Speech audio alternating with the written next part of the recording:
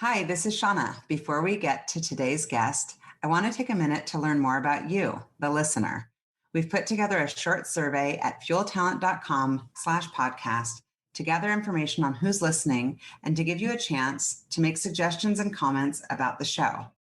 I want What Fuels You to be a great resource for you and your interests, and I hope these interviews give you practical advice along with inspiration for your career and life. Help us continue to serve you better by going to fueltalent.com/podcast. Thank you so much. Now let's start today's show. Hi, this is Shauna, the CEO and founder of Fuel Talent. One of the things I have loved most in my 25-year recruiting career has always been the stories that people tell. Stories of leadership, career choices, company ideas, and team building. My inspiration for starting the What Fuels You podcast came from being curious about people's lives and wanting to help share their stories. What path brought them to this place? What decisions did they make that led to failures and successes? Who influenced those decisions, and what lessons were learned along the way? I hope you enjoy the What Fuels You podcast. Today's guest on the What Fuels You podcast is Poppy MacDonald. Poppy is the president of USAFacts, the non-partisan, nonprofit civic initiative and source for well-visualized data on the American people and how we are doing as a nation, leading an effort to help Americans ground their democratic debate in facts. Previously, Poppy served as president and CEO of POLITICO USA, president, publisher, and chief revenue officer of the National Journal, as well as executive director of business development at POLITICO Pro, overseeing the launch of Politico's first paid subscription model. Poppy has also served as a partner at Gallup, where she launched the World Poll and led the healthcare practice. Poppy began her career serving members of Congress, representing her Pacific Northwest hometown on both the Senate and House sides of Capitol Hill. And she is happy to be back enjoying Seattle with her husband and 2 children. Welcome, Poppy. So good to see you. Thank you so much for joining. Thanks for having me, Shauna. I'm so appreciative. Oh, of course. This is going to be super fun. Okay, I'm going to start with some rapid fire. You ready? Absolutely. What 3 words would you use to describe yourself as a leader as far as your leadership style? I would say accessible, trustworthy, and hardworking. Love it. And how is that different or the same as far as how your kids would describe you? Ooh, probably some of the same. I think they would definitely say hardworking. They would probably say feisty.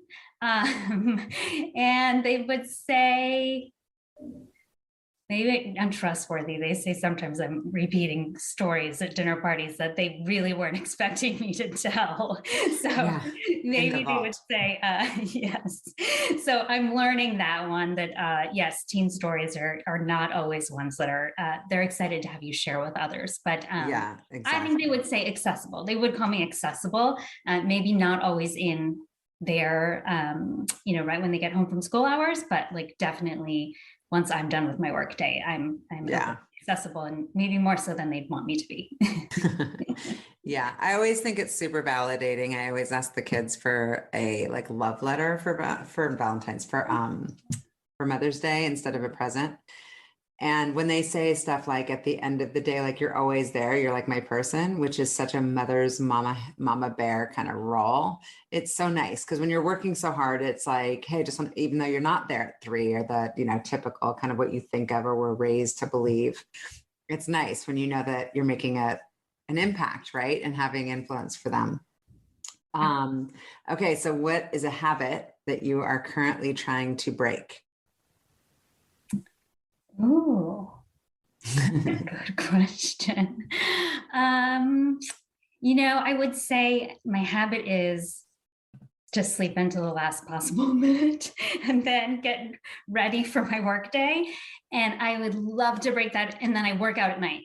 And I would love to break that habit and start getting up before I need to and working out and journaling and having the slow, quiet morning. It just hasn't been my habit, but I think it would be a good one. It's a constant. I do get up and work out, and I do not do my Calm app and journal, which would be two things I would love to create as new habits. And I've been wanting to for I don't even know how many years. So I understand that people say it's like a game changer. Okay. Is there something on your nightstand that you want to share that you're currently reading?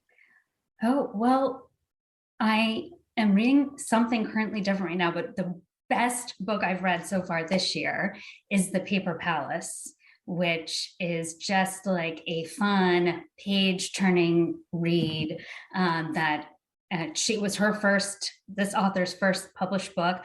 I heard about it on NPR, but it is not like a NPR kind of a book. It's just like a really fun read about a woman kind of grappling with love and life and family. And there's just like a kind of an explosive fun scene right at the beginning, and it just like sucks you in. So I recommend that one. So speaking of habits, what is I guess, vice or something that you go to that like relieves some sort of stress, or is your kind of one little like naughty habit? Oh, trashy TV for sure. Like I'm trying to think about my worst. I mean, probably Southern Charm or say Selling Sunset. Selling Sunset. I've been watching with my daughter, which is like so not something probably you should watch with your teenage daughter. But yeah, but any time you can spend together is good time, right? Yes, I would say so. So yeah, I did Emily in Paris, which I didn't watch with my daughter, but I watched on the treadmill. I mean, yes. I don't know, just like some fun, just completely mindless television. Yeah, it's brain candy. It's perfect. Totally. And so what do you do aside from your, I guess maybe your treadmill, but what do you do to kind of clear your mind and escape from all the chaos of kids and work and COVID and just all the nutty stuff we're going through? So I would say exercise while I watch some sort of like show I enjoy, journal, which I'm not great about, but I do it on the weekends. It's like, it has to be the days when I wake up before everyone else, which is since teenagers, as you probably know, have to be woken up at like 10:30 or 11. Then I'm definitely up on weekends. And so when I can just have my quiet, my coffee and journal. Okay, so tell me, we like know each other, but I don't really know your life story. I know now from researching you that you're from Salem. Yeah. Tell me about your childhood in Salem, Oregon. Yeah, so I grew up in Salem. I was born to parents who were 19 and 20. They were not expecting to have a child at the time. So I would say we were kind of like growing up together. So I think in terms of like how I was as a kid, I was like pretty independent and a self-advocate. I don't know, my parents say like my first few words I strung together were like self-do it. Like I wanted to do everything on my own. And I think like part of that was just the fact that like my parents were still growing up and like just, and they were single, but raising me together. And they, I think I kind of knew part that like they were so busy just thinking about like how to care for a child and how to grow up that, they weren't as able to, no one was asking like, do you have homework? Are you getting your homework done? What grades are you getting? And so really like anything that I wanted to do, like that was kind of really up to me to like manage myself. And I think it made me really independent. Yeah. And did you have families that you would go kind of for hangouts or play dates where you were like a little bit more leave it to beaver, what you'd like the traditional, what you'd picture, or where you're like, did that bother you when you were little? Or was it more like you recognized? Because now with perspective, we can all recognize, the good, the bad, all of it. But when you were little, were you like, oh, this is awesome that my parents aren't asking me because other parents are, or was that a gap for you? Well, I think it was a mix of both. So I think in some ways, I thought it was so cool that people would be like, those are your parents? Like they're so young, right? Like my dad's climbing the slide. I think people thought he was a teenager in some respects. So I think they thought my parents were like not kids on the park per se, but like young teenage kids on the park. And I thought that was cool that I had such young parents, and people would talk about like, whoa, I can't believe those are your parents. Yeah. And in other respects, right, as they were figuring out their own lives, that involved a lot of like moving around and, 2 different schools in a year and like job changes. And, so I would say I was jealous of some of the like stability and quiet and calm of other families. That makes and sense. I think, in terms of like, what about your friends' families? I mean, I was super lucky when I think about like, you don't pay attention to like what your friends have parents, but like you don't really think of them as like humans that have lives other than like being a parent. And when it got time for me to think about going to college, my parents hadn't got, I was the first in my family to go to college. And so it was those parents that said like, hey, where are you thinking about going to college? And I was like, ooh, I don't know. I guess, my parents have said if I really want to do it, it's probably community college. And, one dad said, hey, you need to make an appointment with me. And he was the dean of admissions at Willamette University and was like, you have a lot of options. Like community college is one option. There are also a lot of other options. And here's how you do financial aid. Here's your list of colleges. So he got involved. Another friend's family is like, are your parents taking you to see any of these colleges? No, come with us. We're going on a road trip. We're going to take you to see colleges. So I got super, super lucky. That's amazing. Mm-hmm. And did your parents end up having more kids together? No. So I was, my parents only, oops. And then they got married to different people and then they had kids. So I do have half siblings, but I was their only child. Their only child they had together. And when you were little, I guess maybe it was some of these families, or were there other maybe teachers or anybody that you would say in looking back was kind of a role model? Oh, for sure. Yeah. Whether it was, parents, friends, or families I babysat for sure, who like really encouraged me. Like, hey, I babysat for a family and the dad was a professor at the local college. And so he would like, hey, what are you working on tonight? What's your homework? Oh, okay. Do you want me to take a look at that paper? Like, so definitely there were families that I babysat for who said like, hey, you have so much potential and like, how can we help you? And what advice do you need? So I had role models in those people. I got involved in theater. And I had this amazing director, Phyllis Quanbeck, who's just like a spitfire. And she wrote me an amazing recommendation and just would like push me to like, I know you can do more. Like, I know you can do even greater things than you are right now. And just like really encouraging me. So yeah, I got super lucky that way. These are amazing stories. And did you have a sense for what you wanted to kind of be when you grew up, when you were little? I didn't. So I always am curious. When I interview people, I say like, I still don't know what I want to be when I grow up. So no pressure. And I'm well grown up, as you know. So I didn't know what I wanted to be. I definitely knew that like, I wanted to leave my town, that I wanted to like go explore. My family had never been on an airplane. We had taken some road trips, right? But it was more like fishing, camping in the Oregon area. And so I just knew that like, I wanted to, see the country, see the world, and just go in and do something different. I think I was really called to serve. Like I wanted to provide service, add value, and think about how I could give back. And just that's really amazing. reward it in that way. That's amazing. And when did you have a sense, I guess, that you had leadership skills? Sometimes they talk about like little girls being told they're bossy or being told, and other people kind of camouflaging. Like, how did you show up in like middle school and high school? I would say wanting to try a lot of different things and not being totally comfortable in my skin yet. So I'm not sure if leadership skills totally emerged in middle school, high school. I think I don't know if I was the nerd. I was so strange. Like I was on the cheerleading team and I also was like a thespian, right? I acted in like theater productions and I had like my close friends, but I definitely was like, really focused on like school and knowing I had to get good grades and like knowing it was like up to me what my future was going to be. So I think I was like putting pressure on myself. Was I a standout leader at that time? No, I don't think I was. I'm not sure when that emerged. I think it was more probably going to college and like seeing kind of the world was my oyster, and like I just had to take advantage of like all these opportunities that were sitting there waiting for me. Totally. So charting my own path then, I think, is really probably when it started to kick in. Yeah, I'm hearing a theme for sure. And I'm curious because it's not just that you went to college, you went to a phenomenal college like Scripps, all girls, right? Yep, women's college. And women's college. I love that. And part of the Claremont McKenna schools. I only know all of these details because my cousin went there. And I guess it's like, how did you even know about it?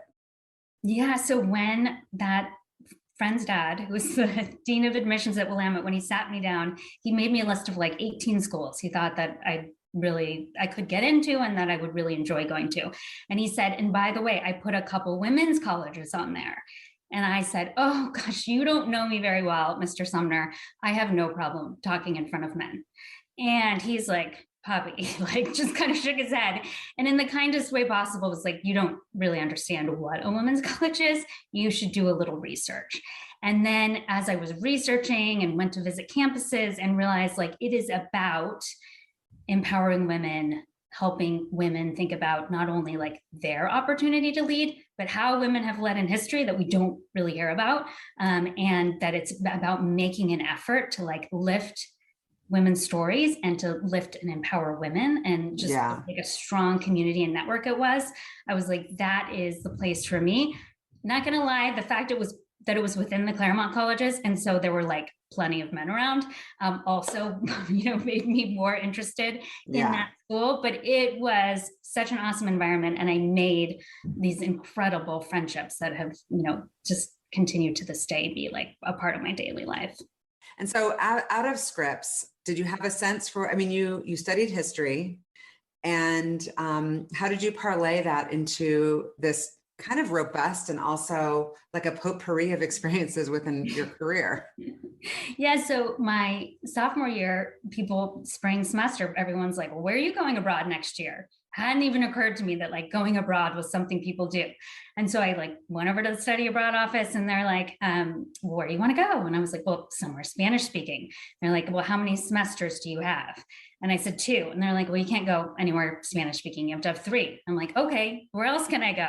And they were like, well, we probably somewhere English speaking. And I said, oh, I don't want to do that. Like it was like Australia or London.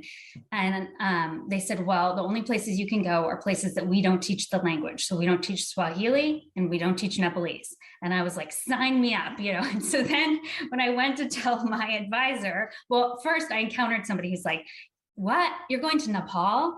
Poppy, they don't have showers. Like, are you going to be able to hack that? And I was like, oh, it'll be fine. But when I told my advisor, she's like, Poppy, you're a US history major. Like, I will indulge you Nepal or Kenya, take your pick. But then you're going to Washington, D.C.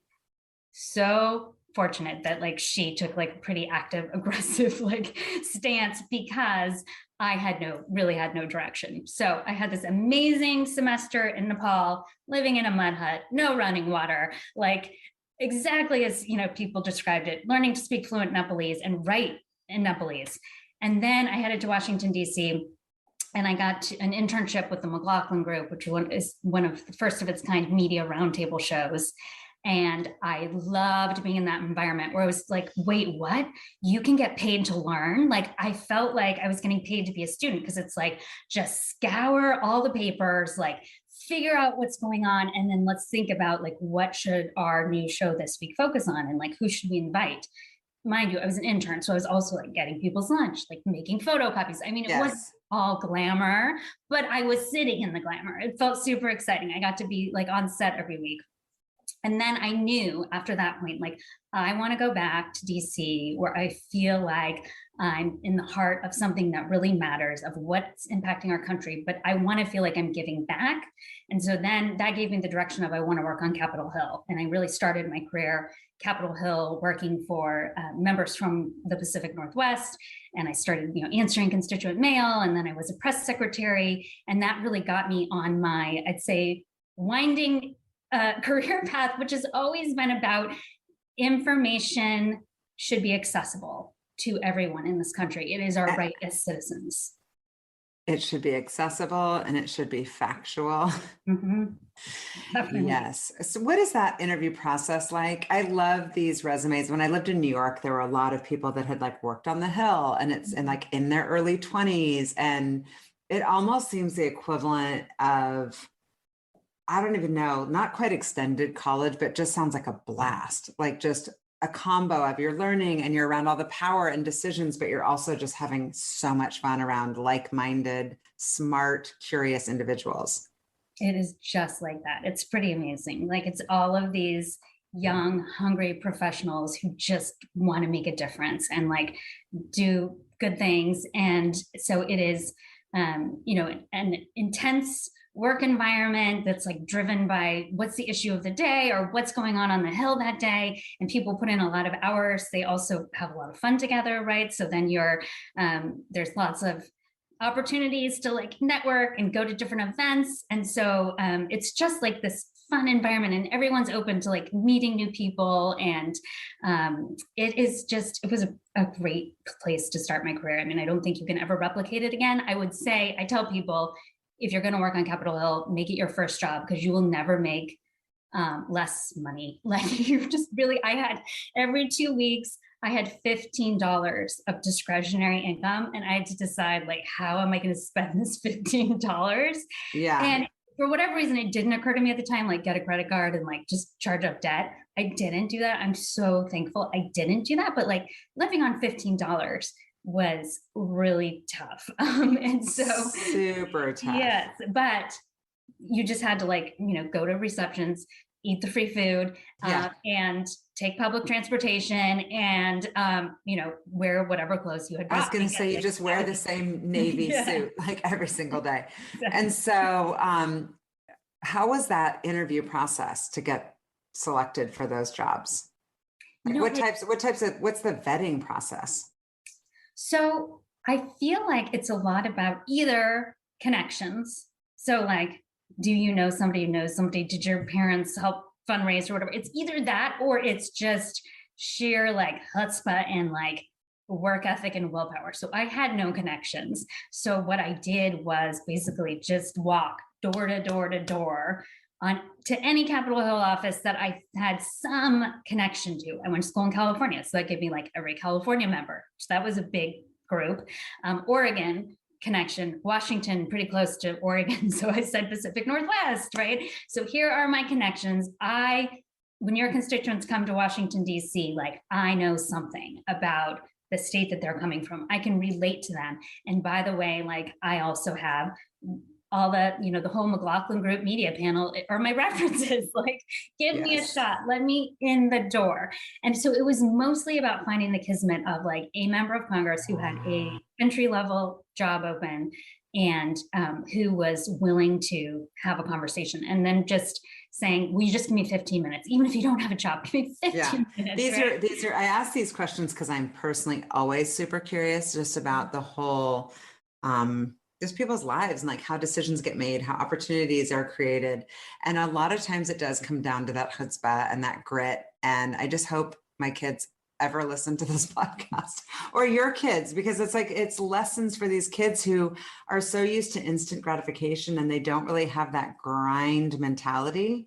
And that's what you're describing. You're like, listen, where can I thrive here? And how do I make that happen on your own? It's incredible. And so when you left government, was that something conscious? Like, okay, I'm over it. I need to make money. Or did it happen organically because you got recruited into something new? Yeah, I left because I'd been a press secretary and a communications director. So I was working with the media and mostly the media that were based in the Pacific Northwest to say, here's what's happening in Washington. Here's what the member of Congress is doing. Here's why it matters to our state, right? So I was playing that liaison role. And I knew a little bit about a lot of issues, but I didn't really have substance or depth. And when I thought about like, what are the issues I really care about? It's healthcare, it's education. There were certain issues I really gravitated toward. And I was like, I want to go a little bit deeper and also probably an opportunity to like earn a little bit more. And so I wasn't still $15 at that point, but like, maybe I was like, I was working a second job, I would say, at Ann Taylor in the evenings, just to like have a little bit more discretionary income. And so doing one job also was a goal.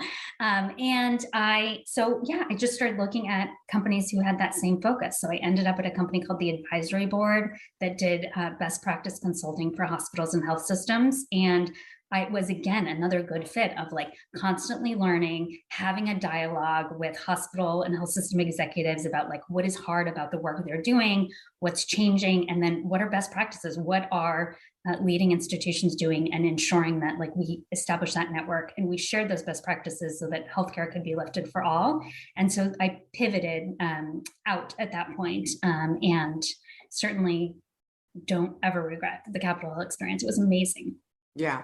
And where were you when you were working at the advisory board company? Where in was Washington, D.C. Oh, that's still in DC. Still in DC. Okay. So, but then you kind of parlayed your way like a little bit back in with Politico and just all your next roles, but kind of back into the media realm, right? yeah, exactly. So yeah, from an advisory board, I went to a company called Gallup, which is the polling company. And I think I surprised myself a little bit because they were like, okay, well, you came to interview for our healthcare practice. We have established clients, a product, a price point, a whole book of business you'll be walking into. Or we have this thing that our CEO wants to do. He wants to like pull the world, but like he doesn't know what the product would be, how he'd pay for it, how we'd package it, who the customers might be. Which one would you be interested in? And I was like, I want to do that one. It's like nothing exists. That sounds really cool. And so I discovered then that like, ooh, not only do I love providing like value and like being of service, but I like building new things that don't exist that can do that. And so I launched their world poll. And then at Gallup, and I built the customer base and established the model, which had consulting and access to polling data. And then I got a call from Politico saying, hey, we want to do something new. We need a new revenue stream. We think we could offer a subscription. We don't know what it would be called, exactly what it would be, who our customers would be. You did that at Gallup. Would you ever think about coming and doing that in media? And it wasn't like they handed me the job, like they just, do you want to come interview? And it was a great foot in the door of media. And I had a lot of fun building that for Politico. And I think that's when I got, I kept my like entrepreneurial, building cool things that are brand new from the ground up that I can like leave my mark on a little bit. That is a fun place to be. Yeah. And how was the culture there? Like, what was the company culture like? Yeah, at Politico, it's, breakneck speed, win the news cycle, like beat everyone to the punch. So it was an intense, scrappy culture, but people were very committed to making information accessible, making sure that what was happening in Washington was transparent and open. And so you could be there at, 7 a.m. or 8 p.m, and the newsroom was always buzzing. It was always full of people. They were always on to some story. So it had the energy and spirit and liveliness that really reminded me of back when I was on Capitol Hill. All these. Oh, I'm sure. I feel like it's like out of a movie for me. Like I've seen movies about this type of environment. It seems so intoxicating and kind of addicting to be in that like adrenaline rush all the time of like the beat and the newest story. Was there a period of time when you were there that felt like the most heated, or is there ever, I guess when you have the perspective of like, things are always crazy, or like we've got like the older people will be like, we've been through crazier than this, but certain moments are like, oh my God, the world is ending or it's falling apart. Or were there chapters when you were there that felt like that? Well, I think probably one of those times would be the race between Hillary Clinton and Donald Trump.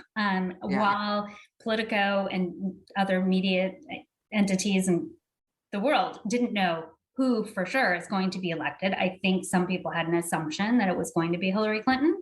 And when Donald Trump was elected, all of a sudden there was a realization of, whoa, we probably haven't done enough homework here. I'm not sure how much homework there could have been done, because he didn't have this political history, this political career where you would sort of know like who would his cabinet be, and who are the people that is going to be his chief of staff, and who will be his closest advisors, and what are his policy positions likely to be. It was like a big unknown. So I think that really sent the newsroom scrambling, right? Like, we have a duty to transparently report what we think this means for legislation, for citizens in the United States. And we don't have really a lot of information to report right now. So, I mean, that was definitely a big moment. Oh, I'm sure. And how do you even approach that in kind of a nonpartisan, like, how does that reporting get done when people are coming at it? It was so heated and so charged emotionally for people. So how do you, not necessarily screen for people that are going to make sure to stay objective, but what was that like for you to be in that environment where it was probably very heated?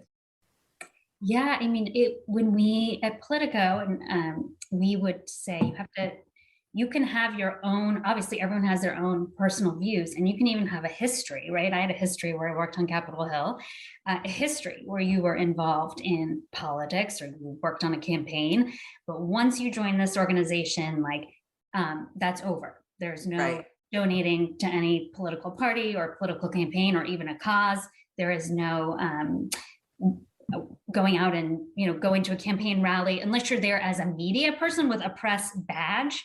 But there's no attending fundraisers, right? Like, we are nonpartisan and we are not going to be compromised. And even if it's just visually compromised. So whether you're, answering the phone, or you're on the sales team, or you're doing events for Politico, you may not be a reporter, but even so, we do not want to be compromised or questioned about our integrity or our nonpartisanship because somebody says, I saw Politico staffers at something that was for a particular side. Right.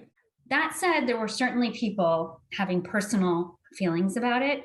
And it was just important to say, to put that aside, and that we have a duty to Americans, and that's just to report, like, what might this mean? And by the way, like, we were caught a little bit unprepared. Right.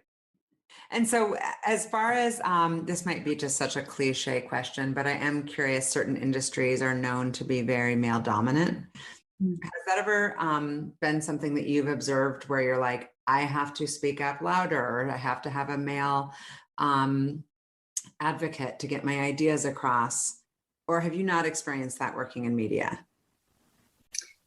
Well, I would say definitely I have experienced being one of the few women at the leadership table and being in the minority. I remember going on a work retreat when I was at Atlantic Media, and we got to bring our spouses, which was amazing. And the only two men spouses that were there were the head of HR's husband, and then my husband. And I ran one of the media divisions, but other than that, all the spouses were women. And so definitely have had that, one of the few or the only women at the leadership table, I'd say, throughout my career. I'd say if I have to laugh about it, like when I was working at Gallup and launching the World Poll, I did a lot of work with the Department of Defense and the various military divisions. And I actually loved going on site to do work with them, or going to conferences, because there was no line at the women's restroom. The line to the men's restroom was like around the corner. So it's like, that's the best. Hey, there finally a situation where, like, I get to cut in line. And then I think too, I looked very young when I was doing consulting, and I had instances where I actually had women say, I'm sorry, we just can't have you presenting to the executive team, because, like, there's no way that they would find you credible. Like, you look young, you're a woman, like, it's just not going to work. I hope you don't take offense, but you're going to have to find somebody else to present to the leadership team.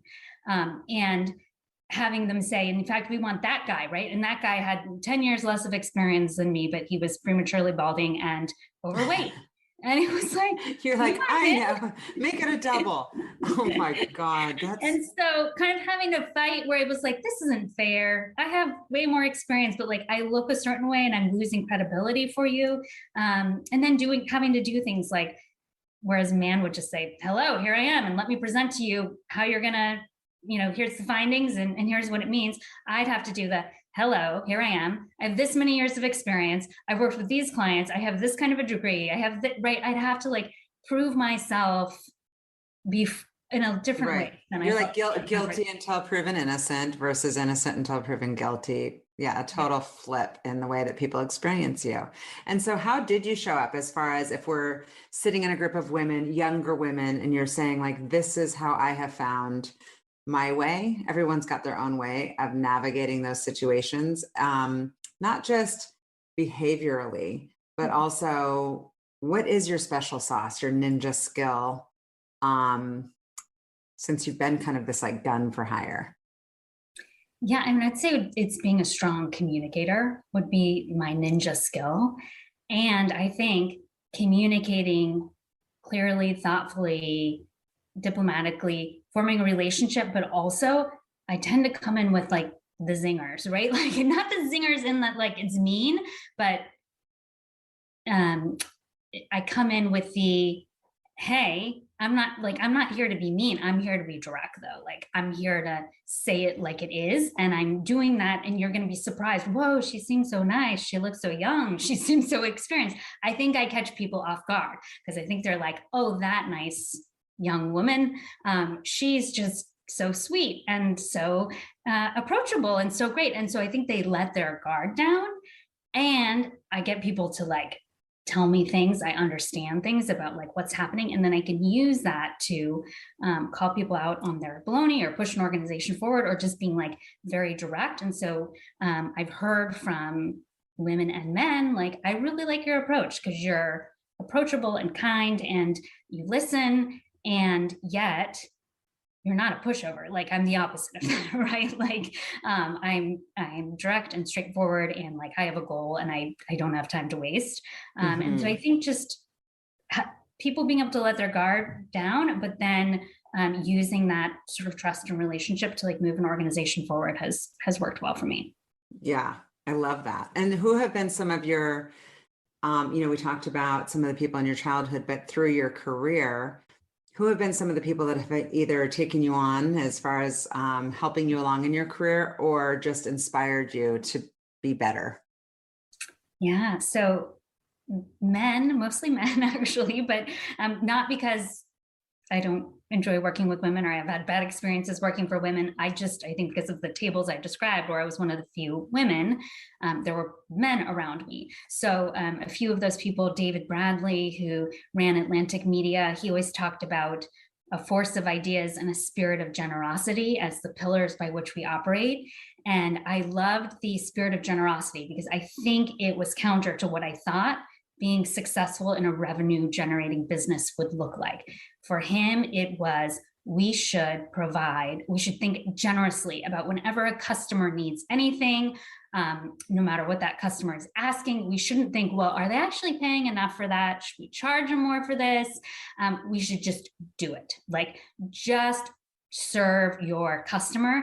The revenue will come. So he used to talk about like the locomotive is service. If you think about a train, what's powering us? The caboose, which can be on or off the tracks, it's going to get yanked around. Like that's revenue, and the revenue will come. And I love that kind of turning conventional wisdom about like, well, we got to make sure we're charging right, and that like we're getting paid every dime for everything we do. No, just serve, and like the revenue will come. I love that. Jim Clifton, who is the CEO of Gallup, he would do these advisory groups for him, where he was like, when he had a big decision to make, he liked to get a lot of different viewpoints at the table. And Gallup, one of their Q12 questions is, at work, my opinions seem to count.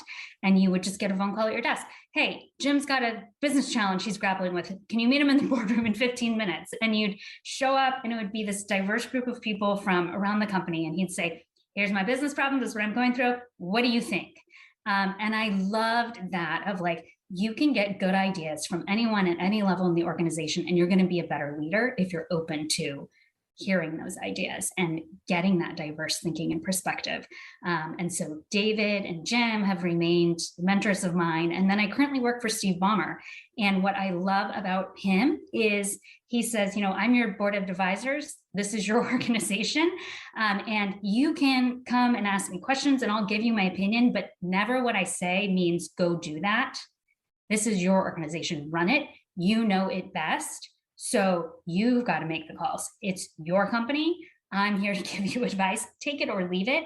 He not only says that to me, but when he's around my team members, he always says, hey, here's what I think. But what I think is just input. The person who makes the decisions is Pop. So I am so appreciative of how empowered he has made me and our team to run the organization. So definitely a mentor in that way. How do you provide guidance and mentorship, but yet fully empower those people that you work with? That's incredible. Makes me love him even more. I think that's fantastic. So it's a perfect parlay into USAFacts. Tell me and our listeners what it is and how you ended up here. Yes, USAFacts, our mission is to empower Americans with the facts. So we provide access to government data. We take it from over 70 sources and make it really easy to find the data and find the facts. And it comes from, it started when Steve Ballmer left Microsoft and he wanted to do more from a philanthropic perspective to lift kids out of poverty. And he knew there were already a number of government programs that existed. So he said to his finance team, hey, I want to see what government's doing just before I start investing. What are the government revenues? How much are they spending to fight poverty? Are those programs effective or not? Because I want to fill in the gaps. And the group said, give us 2 weeks. And 6 months later, they were finally able to get that data. And so Steve thought, if it's this hard for me as a citizen with a lot of resources to be able to get government data so I can factually understand how are we as a country doing by the numbers on an issue that's so important, like lifting kids out of poverty, how hard must it be for a citizen or a lawmaker? They don't have access to this data. And when we think about the challenge with misinformation, right, where you've got a citizen who's like, I am so confused. I'm seeing this information. I'm concerned about it. I want to hit forward. And then you have people saying, oh, I can't believe these people would share that misinformation. Didn't they just do their homework or fact check that? Where do they fact check it, right? If they turn on Fox or MSNBC, they're hearing completely different versions of the world. If they are listening to the incumbent in an office, they're probably saying everything's great. I've totally improved everything. The challenger is probably saying everything's awful. We're headed in the completely wrong direction. We think it's really important that there be a source for the facts. And we think the best source is our government's own data, the information we collect about our citizens and where our sources of revenue are and what we're spending it on and the programs that we offer. And are things getting better or worse by the numbers, not by who's in political power or adjectives that are meant to concern or scare people. And Americans deserve to have that trusted resource. So we're not-for-profit, nonpartisan. We just want to provide easy access to the facts. The timing seems beyond perfect. It's almost like there was a vision of people just freaking out, depending on which channel you're listening to, it could be a completely different narrative. And depending on who you surround yourself with, or even just how social media is impacting things, the information our kids are being fed, it's crazy. And it's so nice to have USAFacts as kind of a place to go that's trusted. So how do people find out about it? I know about it because we've done some work with USAFacts and I know you, and obviously being from Seattle, Steve Ballmer, but how do you acquire eyes and listeners? Yeah, so thank you, Shauna, you've helped us add to our marketing team, who's really a big part of ensuring the facts get heard. But I would say it's a combination of making all this government data that we've collected accessible, right? So what we do is think about, based on what's going on in the news, based on what we're seeing on social media, what are the issues that Americans care about right now, and how can we ensure that data is accessible? How can we ground that discussion in the numbers? And so we're producing content every day with articles, with data visualizations. We are on platforms like Instagram and Twitter and Facebook and TikTok. And we're basically trying to find people where they are, where these discussions are happening, and ensuring that we have relevant contextual government data and information that we can interject into these conversations and point Americans back to USAFacts. And we've seen some really nice growth. I mean, when I was hired in 2018, and that was USAFacts launched April 2017. So it was about a year and a half after we launched. We had an audience of about 440,000 people. And the site was, all the data had a search box. And then we have an annual report that's 100 pages and a 10K that we do for the government. That's 200 pages. And Steve said, I want more people to use this information. I've built this resource for citizens. How do we get more people to use it? And my feeling at the time was, we have to tell them why this matters. So what? So we collected all this government data. Why does this matter to you? How can this help you understand, based on the issues that are going on in your world, are things getting better or worse? How do we create more like bite-sized content that helps Americans to like quickly understand? And so as we've continued to produce more content and add more data, including like state and local data, we've seen our audience grow so we're 440,000 in 2018, we're 1.6 million in 2019, we were 12.5 million in 2020. Of course, we knew there was going to be an election, presidential election. People were going to need facts for that. We didn't know there was going to be COVID. And so certainly people were hungry for trusted data and information. And USAFacts not only provided that COVID data for people who came to usafacts.org, if you went to the Centers for Disease Control or to the White House, they were using the USAFacts data. So they were pointing people back to us as the source.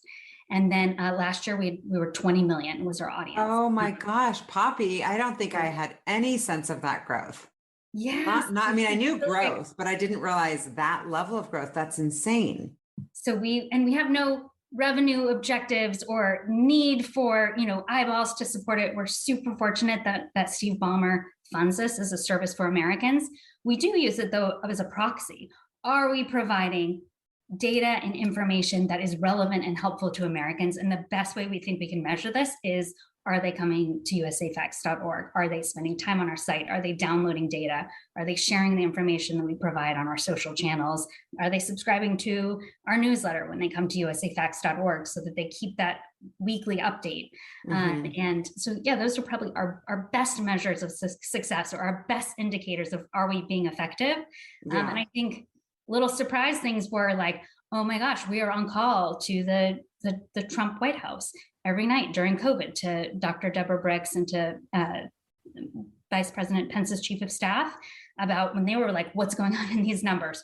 Wow, whoa, okay, this feels really good. We were invited on Capitol Hill and met with over 300 lawmakers. And I think probably the most exciting moment was when we had a group of 16 senators from about half Republican and half Democrat came together and sat down with our data and started having a conversation. Whoa, oh my gosh, okay, looking at this, what might we do about that? And we weren't necessarily saying Republicans and Democrats agree on the right solution, but they were having a conversation. And so having rooms like that opened up to us, having the Biden transition team to reach out to say thank you for all that you did on COVID and for what you're doing. Oh my gosh, what's incredible. And these meetings are based on facts versus opinions and emotions, which is just absolutely incredible. And I know that your team is made up of, I know you mentioned the marketers, but it's also economists, it's writers, it's researchers. How do all those humans kind of work together? And what's the order within which you collect the facts? I guess how do the facts get collected? Yeah, that's a great question. So yeah, we're engineers who are helping ingest that data and bring it to life on our site. We're a product team who's thinking about what's the data visualizations, the articles, the reports that we can produce out of that. Why is this interesting? And marketers who are like, where do we find Americans who could use a source for the facts but didn't realize we exist? And then in terms of how that all comes together, we think about as we're planning for the year ahead. Now, we didn't anticipate something like COVID, obviously, but we think about what are the big issues that we think America is facing right now? Right. Climate, an election, healthcare costs, whatever they might be. And we're looking at polling data. We're seeing what's getting the most interest on our own site. And we're looking at what's the president's agenda, what are both political parties talking about is in their agenda.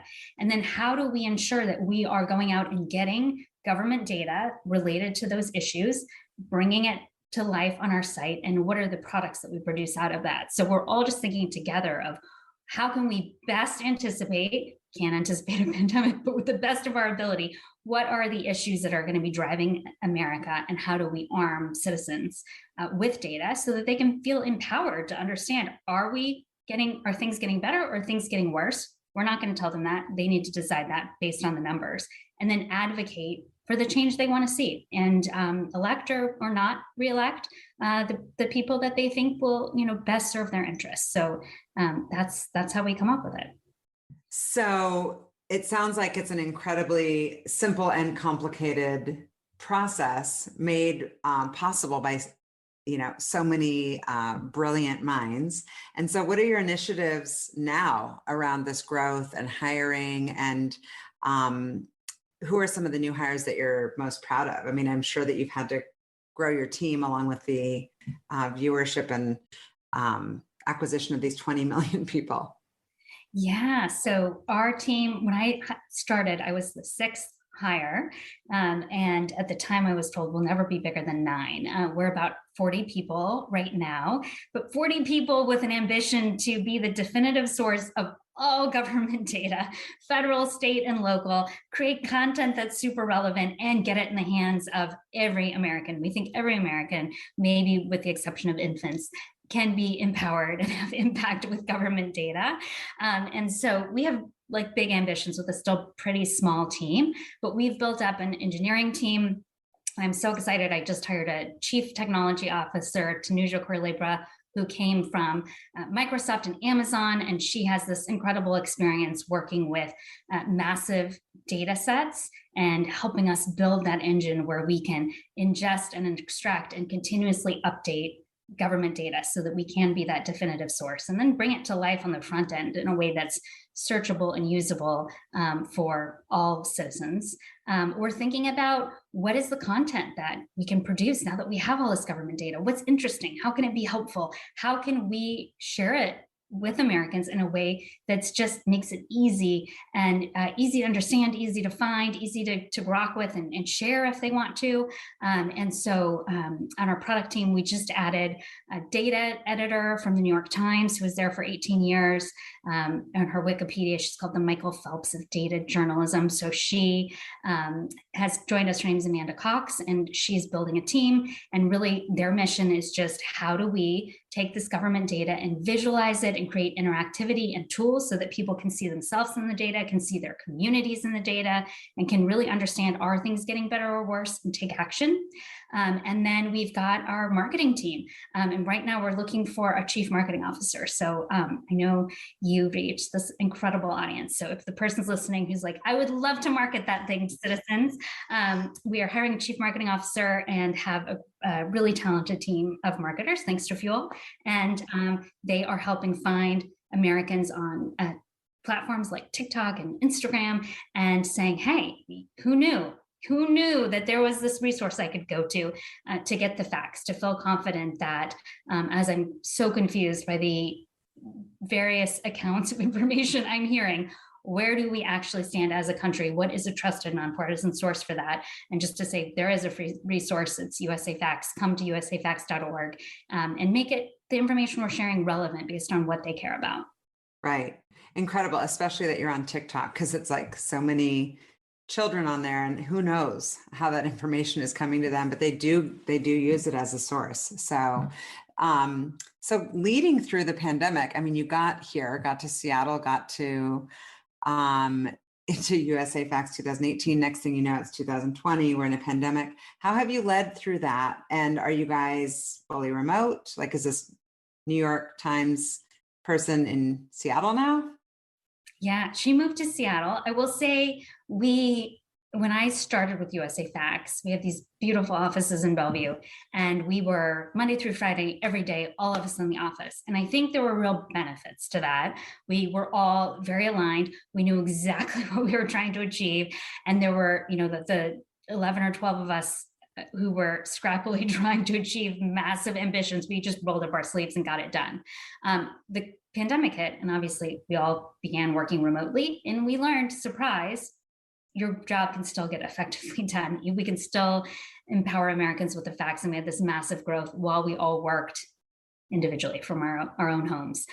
We are starting to return to the office, and we're trying to maintain that flexibility that everyone really appreciated, and also rebuild that connectivity that I think we lost in terms of, hey, we're all trying to achieve this thing. Let's all roll up our sleeves. Okay, you're doing that, I'm doing this. And that kind of coordination and trust and teamwork that comes when you're all physically gathered.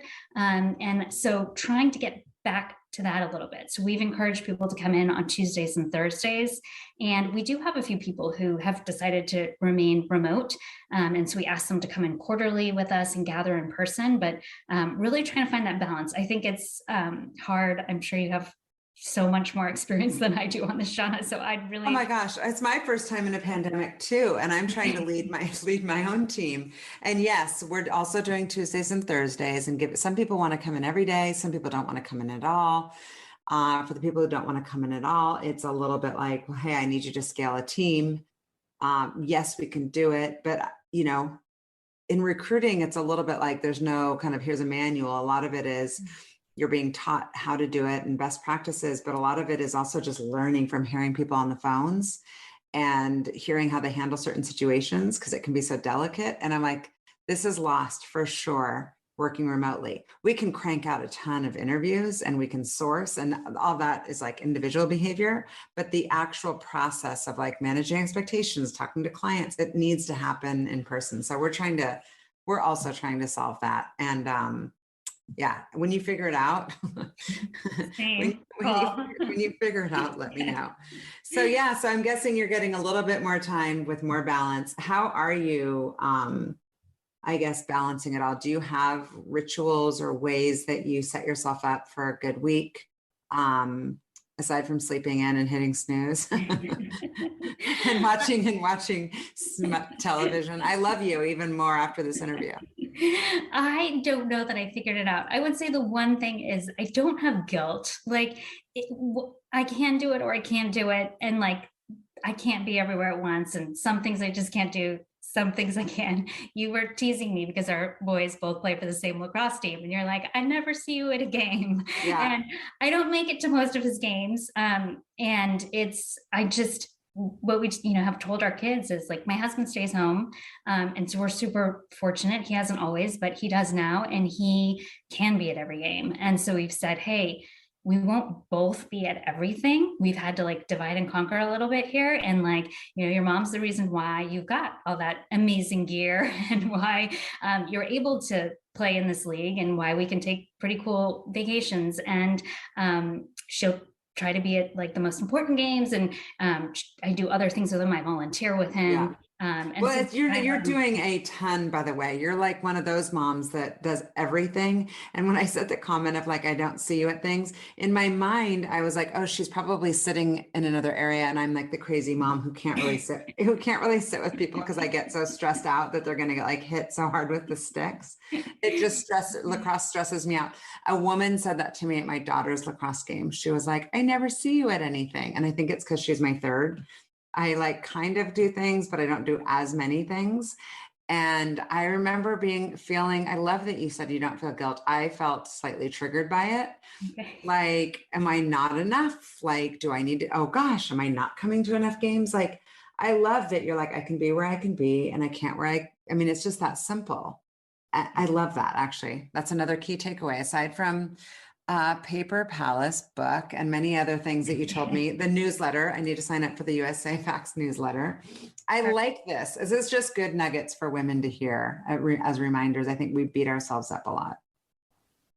I think we do. And I'm just I'm going to do everything I can, but that which I can't, I just don't do it and move on. So hopefully people give themselves a break. Yes. So you don't have the guilt. That's a great one. And then are there like apps or anything? This is all selfish questions on my part to just try to learn from women like you. Oh, I mean, I would say another secret is just getting away with girlfriends, with, I know you just joined the Young Presidents Organization. I'm going with my forum. We're going away together for 5 days. So that's a group of 10 other business leaders. And we're just going to spend 5 days together on a mix of like personal, professional, and development, but also just relaxing and getting to know one another. So I think just taking time away definitely recharges and refuels me. And so I'd say carve out opportunities for that. And then I think also carving out time to like serve your community and give back. And just that is a good reminder of how when life feels like, oh, it's so stressful and I have so many problems, like, well, my problems are like pretty manageable compared to like what a lot of people are struggling with right now. And I do have an opportunity to have an impact, and that's going out and finding opportunities to volunteer and serve. So I recommend that too. I think that's super helpful and something to be, I guess, a good personal reminder, because it does feel like, how do I change the world? You can start with your community. Like, it's just that simple. Like, start by having an impact in your community and in your schools and with your children and your families. Okay, so my final question is, what fuels you? Your kind of inspiration. Oh, well, what fuels me is definitely travel. So I love having the opportunity to go to new places and experience new cultures and try food I've never tried, or do a adventurous activity I've never done before that scares me a little bit. And so that definitely fuels me, is getting to do those adventures with my family. What fuels me is like being near the water. I don't live near the water. Well, I do, but like blocks away. I can't see it, but like getting out and taking a walk and just like looking at the water calms me.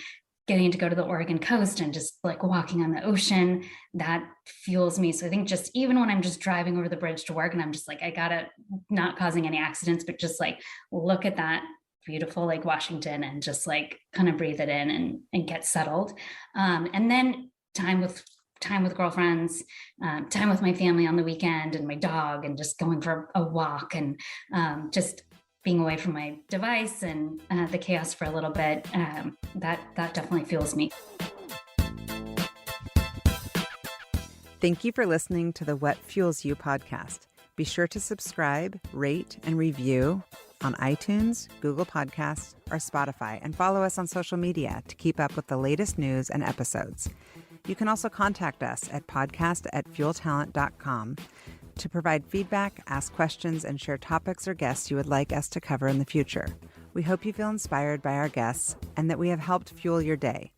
Join us next time for another episode of What Fuels You.